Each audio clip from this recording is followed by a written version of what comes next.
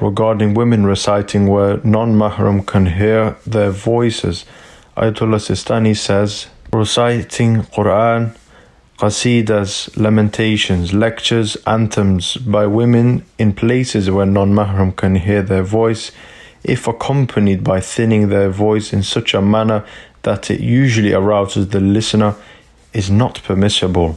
Similarly, carrying out any of the above-mentioned things, if it leads to some kind of general corruption, is not permissible.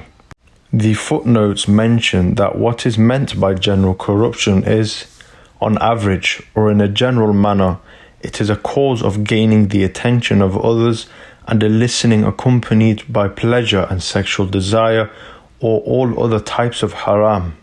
It is noteworthy that there is no difference in the above-mentioned ruling between group recitals and individual recitations. Allahumma salli ala Muhammadin wa ali Muhammad.